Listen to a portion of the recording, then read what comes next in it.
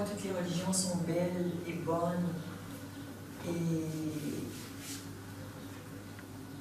il m'apparaît que chacune m'aide à révéler quelque chose de moi. Quand je suis avec des textes soufis, quand je suis avec de la musique hébraïque, et là on est plus ce matin chez les chrétiens, ou avec des magnifiques mantras indiens,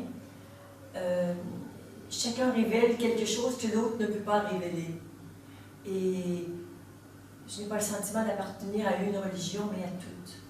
Et que toutes sont des aides pour révéler quelque chose de soi. Et je peux aussi comprendre que pour certains, il y a une référence qui soit pour l'instant la plus importante, voire même porteuse de vérité. Pour moi, la vérité ne peut pas être dans une religion, elle est en vous. Mais simplement que, par exemple, les textes sacrés viennent résonner avec votre propre vérité intérieure. Et la vérité, elle est à l'intérieur de nous. Alors, tout ce qui est extérieur, fût-ce les paroles du Bouddha ou du Christ, sont des révélateurs de ce que nous sommes. Alors, pas d'adoration sur les choses extérieures, mais juste une révélation de ce que nous sommes et de ce que nous portons. C'est déjà largement suffisant. Et là, on ne tombe plus dans le mythe de l'adoration et les pièges d'aimer quelque chose qui serait extérieur. Ce sentiment d'appartenance qu'on peut avoir à toutes sortes de groupes, un sentiment d'appartenance qui est nourri par une identification. Je suis croyant, athée, bouddhiste, et je suis français, je suis une femme, je suis un homme, je suis israélienne, ce que tu n'es pas, bien sûr, nous le savons, mais nous pouvons avoir ces croyances. Et on va regarder comment on peut, notamment, modifier un peu son rapport à toutes les religions, sachant que les religions sont des institutions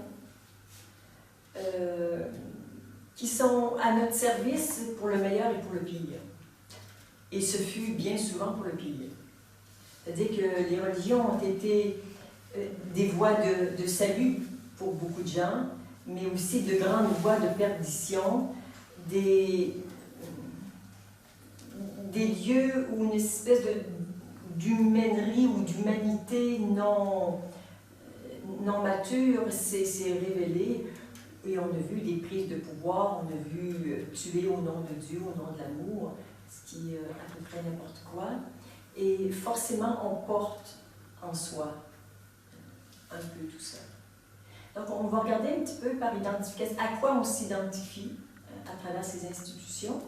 Et si on se dépouille de ce que l'on croit par rapport à ça, comment on pourrait être dans une vérité beaucoup plus légère, beaucoup plus pure, et juste être en résonance avec quelque chose.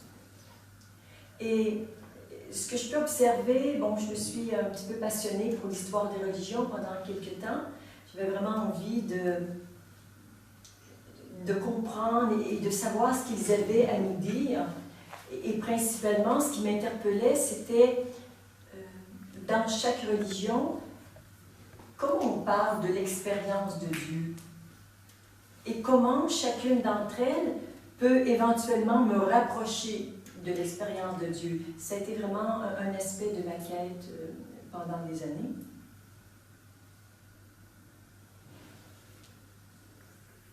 Il y a une petite anecdote qui me vient d'un jour d'être allée dans un temple bouddhiste, à un moment où je me suis un peu rapprochée du bouddhisme, et il y avait un grand Rinpoché qui venait au Québec et qui offrait un entretien. Et ce tout grand Rinpoché, bon, évidemment, on parlait en vietnamien, il y avait un traducteur, et les gens posaient, à mon sens, des drôles de questions. Et puis moi, ma question, c'était quelle est votre expérience de Dieu?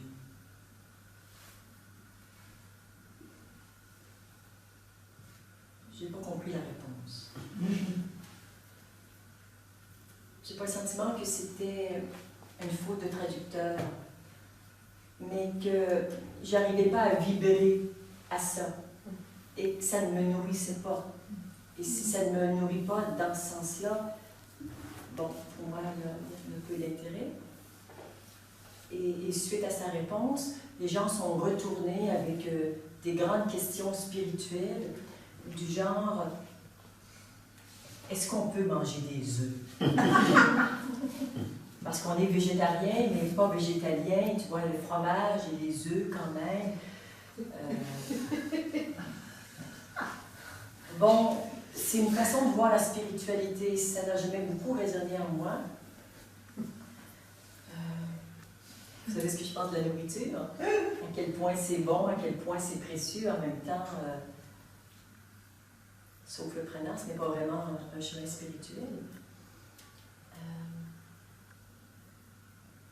Ce que j'observe quand je regarde toutes les grandes religions, c'est comme si je les vois vraiment comme une pyramide. Et qu'au bas de la pyramide, il y a bien sûr les fidèles, et à travers les fidèles, bon, il y a les prêtres ou les pasteurs ou les rabbins, tu vois, qui sont eux aussi à différents niveaux. Et plus on monte dans la pyramide, plus on a des compréhensions qui sont différentes. Et que vraiment, à travers ces religions, on accède, mais c'est pas, il n'y a pas la vérité.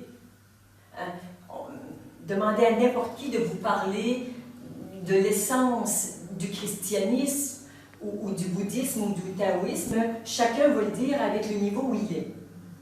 Ça ne peut pas faire autrement.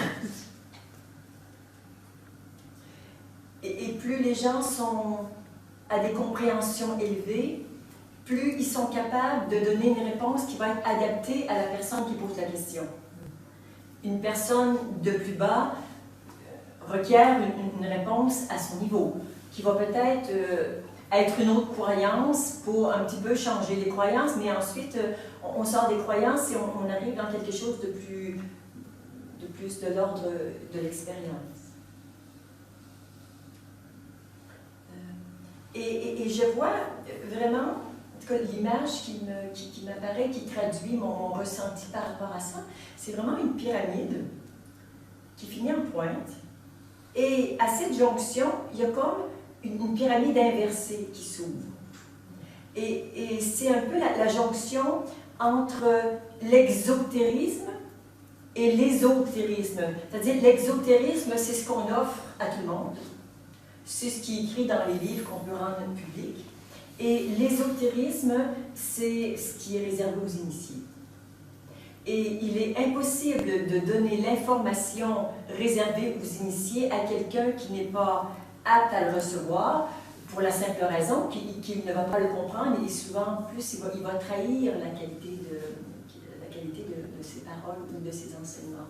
Ce qui fait que, par exemple, les grands kabbalistes nous disent que quand ils prennent des textes sacrés, ils peuvent aller à 70 niveaux de compréhension, ce qui est beaucoup.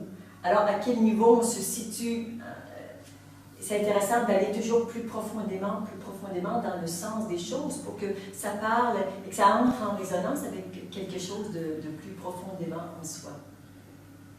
Donc, il faut bien voir que quand on est avec des textes sacrés, avec des messages, bon, que ce soit les messages du Christ ou du Bouddha, les Upanishads et tous ces grands textes, ils résonnent en moi en fonction de comment je peux les comprendre, et on relit les mêmes textes 5 ans ou 10 ans après, bien sûr, on en a une compréhension qui est tout à fait différente.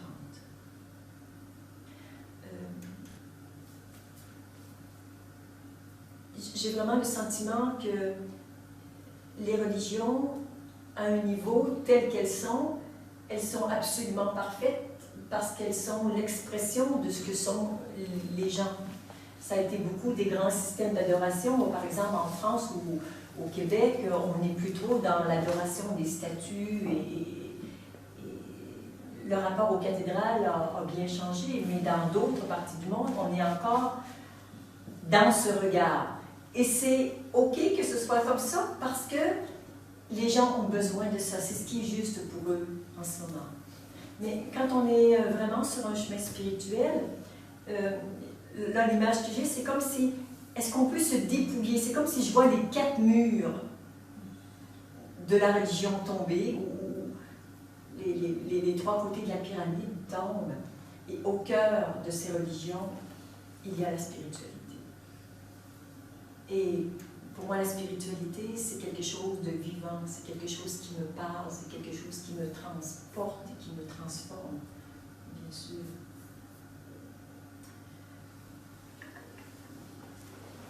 Depuis peut-être 7 ou 8 ans, il m'a été donné justement d'entrer en résonance avec des musiques ou des textes ou des enseignements qui ont été très, très parlants, alors que d'autres aspects de la même religion n'étaient pas du tout en résonance avec ce dont j'avais besoin pour élever ma conscience. Et le bonheur que j'ai eu, ça a été de voir, à partir de moi, qu'est-ce que chaque religion peut révéler de moi, m'aider à rencontrer et peut-être grandir avec ça. Et ce que j'ai vu, c'est que, par exemple, dans la chrétienté, par la religion du Christ, pour moi, le christianisme est une religion d'amour et de rédemption. Vraiment plus que toutes les autres. On en parle comme étant la religion du Christ à juste titre, et en même temps, il y a quelque chose qu'on doit voir par rapport à ça. C'est que le Christ est un grand maître qui a été ce qu'il était, qui a prodigué les enseignements qu'il a prodigués.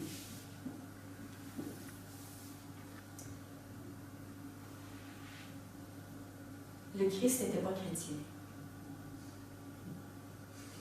On a démarré le truc 40 ou 50 ans après lui. Donc, ça ne va pas toujours bien ensemble. Le Christ n'était pas chrétien, le Christ était le Christ, point. Et si on veut aller aux sources, c'est vraiment en se collant à ses enseignements et à ce qui se dégage de lui qu'on peut peut-être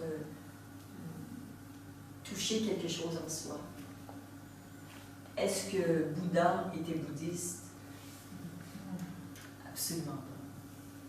Ils ont parti le truc, ils ont parti la compagnie bien après lui. Évidemment, basé sur ses enseignements, mais il y a justement dans cette institution qui est née de la vie du Bouddha ou du Christ, quelque chose de vrai, et en même temps quelque chose de très déviant. Et si on regarde l'état des religions actuellement, principalement en France, parce que il y a des Français, il y a des Québécois que je m'adresse, et on a quand même une grande parité par rapport à ça, c'est que la religion catholique, elle est très, très polluée. Le mot Dieu est extrêmement pollué. De sorte que chacun y met ce qu'il en sait mentalement, en plus que chacun y trouve une espèce de résonance en fonction de ce qu'il peut comprendre de tout ce qu'il dit. Donc, quand on parle de Dieu, de quoi on parle, soyons clairs dans nos définitions, d'une part, et d'autre part, on ne doit pas forcément s'attendre à être en résonance avec les autres, parce que l'expérience qu'on partage, elle n'est pas accessible à tous. Donc voilà, on est toujours un petit peu en vase clos quand on partage certaines expériences, notamment spirituelles. Les expériences humaines n'ont pas cette même limitation. Dans notre humanité, on a à peu près tous touché à toutes les expériences humaines, mais à des niveaux différents. Dans l'expérience spirituelle, c'est différent, c'est qu'il y a des espaces de spiritualité qui ne sont pas ouverts chez certains, donc qui limitent un petit peu la compréhension, non pas intellectuelle, mais la vraie compréhension par le cœur ou par l'effet de résonance. Alors, ce que je peux toucher quand je suis en contact avec le christianisme, je disais, c'est une religion d'amour et de rédemption. Par contre, quand je touche au soufisme, je touche à la connaissance. Connaissance avec un grand C. Et je ne peux pas m'empêcher de mettre le mot joie à côté du soufisme. il y a quelque chose de joyeux, voire d'enfantin, dans la vibration de cette religion, qui entre autres se révèle par tous ces contes soufismes qui nous enseignent tant, mais d'une manière, à la manière des enfants. Tu vois, on doit redevenir un petit enfant pour comprendre le soufisme. Mais il y a quelque chose de très très beau qui nous est offert là-dedans. Et j'en profite pour partager quelque chose qui m'a été offert par quelqu'un justement qui a fait un long chemin chez les soufis pendant peut-être une vingtaine d'années. Et puis au bout de 20 ans, il était comme mature pour voler de ses propres ailes. D'ailleurs, c'est... François, tu peux m'aider? Louis Sansa. Louis Sansa.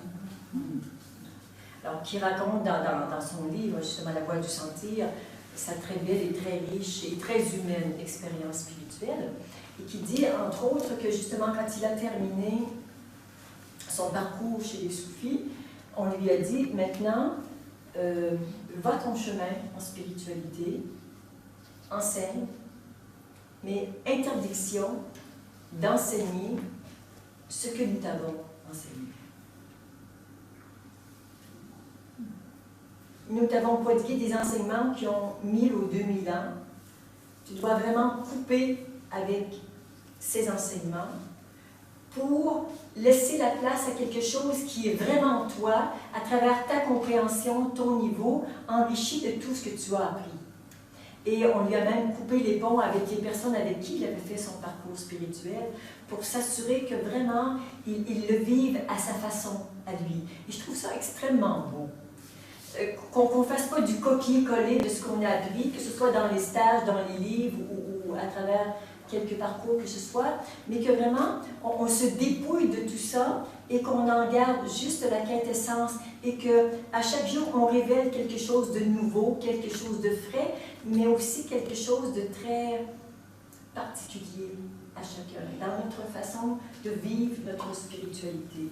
Et si ce que Christelle a à me dire ou à nous dire aujourd'hui en regard de son vécu spirituel, pourquoi est-ce que ça n'aurait pas autant de valeur que ce qu'ont dit les grands maîtres il y a 1000 ou il y a 2000 ans? Parce que c'est tout à fait adapté à ce que je porte aujourd'hui ou à ce dont j'ai besoin pour être éclairé. Alors, on est entouré de grands maîtres et si on sait les reconnaître, il peut y avoir un enrichissement ou une compréhension spirituelle qui nous est offerte à travers tant de personnes, la nature, à travers les animaux. Et ça me met vraiment le cœur en joie de voir que je n'ai pas besoin de choisir, je n'ai pas besoin de rejeter quoi que ce soit, mais juste à m'ouvrir à tout ce qu'ils peuvent nous offrir. Et je dirais, c'est mon cœur qui fait son choix, et mon cœur, il fait toujours ses choix par effet de résonance. C'est ce qui fait que, par exemple, durant les stages, à un moment donné, je vais mettre un mantra indien, puis une musique hébraïque, puis une musique arménienne, et que la vie est vaste, grande, et se déploie dans tant de diversité pour toujours se rencontrer. Tout ça fait partie intégrante d'un chemin de connaissance de soi. Alors, si je continue mon petit parcours, quand je mets mon attention sur le bouddhisme, tout de suite je suis en contact avec le vide et l'immobilité qui pour moi sont tellement incarnés par le Bouddha. Et il y a quelque chose de très intériorisé pour moi dans cette religion du bouddhisme. C'est la connaissance, mais vraiment une connaissance qui est beaucoup plus intériorisée que celle que je peux contacter à travers le soufisme. Le judaïsme nous ouvre d'autres belles portes qui sont pour moi justement les profondeurs. Il y a quelque chose de tellement dans l'enracinement, dans les profondeurs du soi, justement avec cette cabale qui nous emmène vraiment très très très loin dans des espaces un peu de notre océan intérieur qu'on ne visite pas très souvent. Alors pour moi, le judaïsme m'ouvre à cette dimension et me permet de contacter des aspects de moi qui sont plus cachés dans les profondeurs.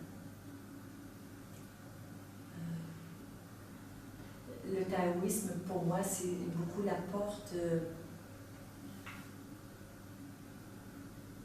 de l'absence.